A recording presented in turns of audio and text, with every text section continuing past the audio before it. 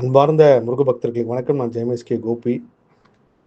கடந்த 2 நாட்களா என்னோட முருகர் ஆராய்ச்சியில தமிழ்நாட்டில் ஒரு முருகனுக்கு வித்தியாசமான ஒரு வழிபாடு நடக்கிற கோயில் வந்து முருகப்பெருமான் உணர்த்துறாரு.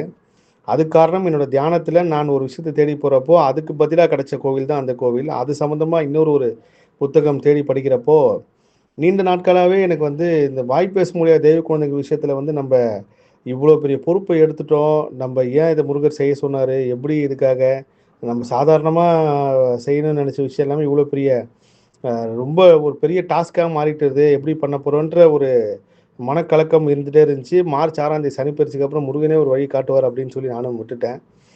அப்போது எனக்கு ஒரு புத்தகத்தில் நான் ஒரு விஷயம் செய்கிறப்போ எந்தெந்த நோய்களுக்கு எந்தெந்த தெய்வத்தை வணங்கினா குணமாகன்றப்போ கண் பார்வைக்கும் காது மூக்கு தொண்டை இந்த வாய் பேச முடியாத காது கேட்குறது எல்லாத்துக்குமே முருகப்பெருமானும் இந்த சுப்பிரமணியனும் முருகப்பெருமான் அவதாரம் தான்.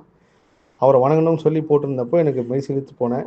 ஏதோ முருகர் வந்து நம்ம எல்லாத்தையும் நல்லபடியாக நடத்தி கொண்டு போவார். ஏதோ ஒரு விஷயத்தில் வந்து நம்மளை தொடர்பு ஏற்படுத்தி தான் வாய் பேச முடியாத குழந்தைகள் தெய்வ குழந்தைகள்னு சொல்ல வச்சாருன்றதுக்கு வந்து ஒரு பெரிய அத்தாட்சியாக இந்த விஷயத்தை கருதுகிறேன். கொடுப்பதும் முருகனே கொடுக்க வைப்பதும் முருகனேன்ற மாதிரி முருகர் பெருமான் எப்போல்லாம் நம்ம எங்கேயாவது ஒரு தடைப்பட்டு நிற்கிறோமோ அப்போது யாராவது ஒரு கருவியை அவரும் அனுப்பிட்டு தான் இருக்காரு. அதை கண் கூட நான் உணர்றேன். ஸோ இந்த காது மூக்கு வாய் பேச முடியாதவங்க எல்லாரும் அதை நான் அடிக்கடிக்கு நேர்காணலில் சொல்லுவேன். எந்த மதமாக இருந்தாலும் எந்த தெய்வத்தை வழிபட்டாலும் முருகப்பெருமான்ட்ட வேண்டிக்கிங்க. வாய் பேச முடியாத குழந்தைங்கலாம் நிச்சயமாக ஒரு அற்புதம் அதிசயம் நடக்கும். பூம்பாறைக்கு போங்க அப்படின்ட்டு. அதில் இது ஒரு பெரிய சான்று. இதுவரைக்கும் நம்ம எங்கேயுமே கேள்விப்படாத ஒரு சில அதிசயமான முருகர் கோயில் வந்து முருகப்பெருமான் காட்டியிருக்காரு. அது எல்லாத்தையுமே நான் ஒவ்வொன்றா இந்த மார்ச் மாதத்துக்கு அப்புறம் பதிவு செய்கிறேன். எல்லா புகழும் முருகனுக்கே. நன்றி.